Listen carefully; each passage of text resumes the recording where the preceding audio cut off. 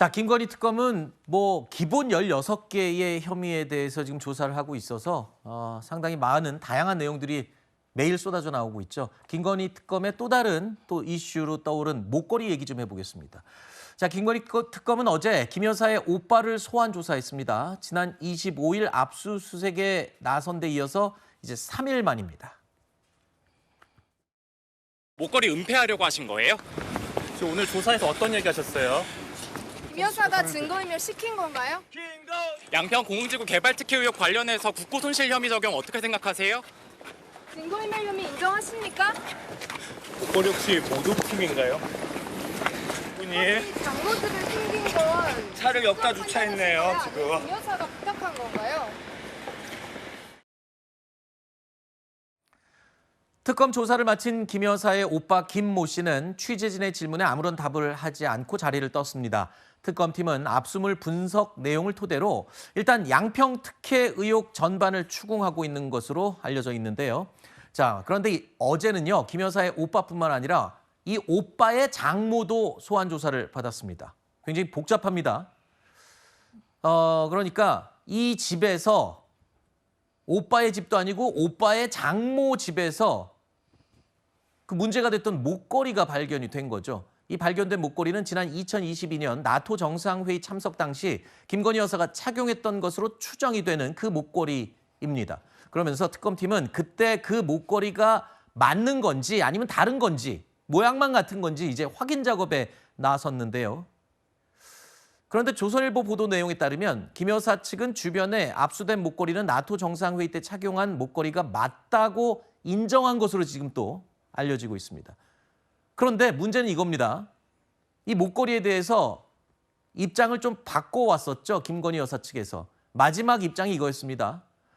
모조품을 사서 오빠에게 선물을 했고 나토 정상회의 때 잠시 빌려서 착용을 했다. 이겁니다.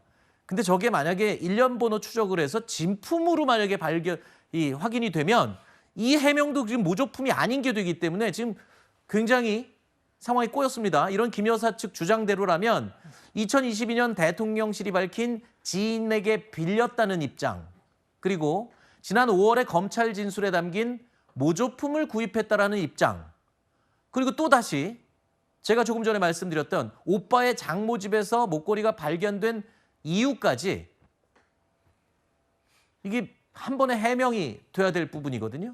그러니까 이제 저같이 막 의심을 하는 사람들은 계속 말이 안 되는 변명을 하는 것처럼 느낄 수밖에 없는 게, 자 보세요. 그러면 쉽게 말해서 나토 정상회의의 행사에 차고 갔던 목걸이가 가짜인데 그 가짜를 김건희 여사가 구매를 해가지고 김진우 본인의 친오빠에게 선물했다는 거 아닙니까? 네. 근데 나토 갈 때 그것을 자기가 선물했던 걸 다시 빌려가지고 차고 갔다가 선물해준 거니까 다시 돌려줬고, 그러니까 그게 김진우 씨의 장모 집에 가 있었다는 해명인 거잖아요. 그럼 여기서 두 가지가 저는 바로 의심스러운 게, 첫 번째, 그건 6,200만 원짜리 아주 유명한 목걸이인데요. 유명한 브랜드죠. 근데 그 브랜드에서도 최고가 다이아몬드가 71개가 박혀 있고 펜던트가 백금 처리가 돼 있어요. 그래서 그런 것은요, 모조품으로 누가 안 만듭니다. 너무 어려운 거라서. 아주 대중적인 것만 만든 게 상식이죠. 그럼 어디서 만들었는가? 두 번째, 김진우 씨는 남성입니다. 남성에게 여성의 차는 그 다이아몬드 71개 박힌 거 선물합니까? 이 말 자체가 조금 안 되는 것 같다. 그래서 저는 이게 진품이든 가품이든 간에 이게 양쪽에 다 이렇게 저렇게 문제는 되겠지만, 어쨌든 이런 해명들이 또 거짓으로 밝혀지면 얼마나 국민들이 화가 날까, 이게 걱정입니다, 저는. 지금 특검에서 저 일련 번호를 추적하고 있다고 하는 건데, 이게 그리 시간 걸리는 일은 아니잖아요. 일련 번호 추적을 하면 본사에서 확인만 하면 즉각 나오는 거고, 근데 문제는 이게 진품으로 일련 번호가 확인이 돼버리면 지금 화면에 보시는 모조품을 구입한 것이었다, 지인에게 빌린 것이었다, 이 논리가 지금 다 무너지게 되는 거잖아요.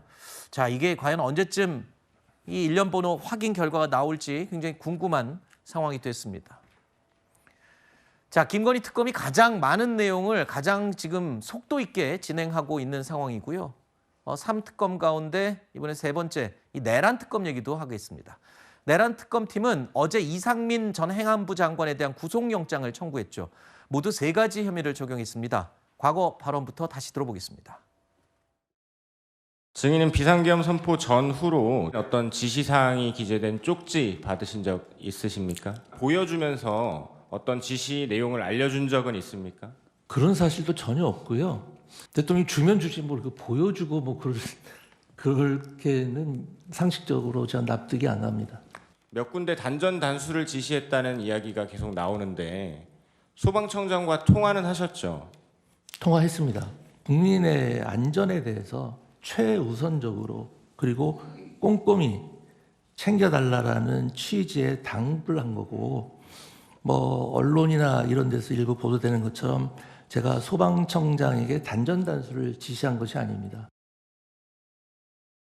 자, 특검은 이상민 전 장관에게 내란 중요 임무 종사 혐의를 적용했습니다. 내란 2인자로 지목된 김용현 전 국방부 장관과 혐의가 같이 적용이 된 겁니다.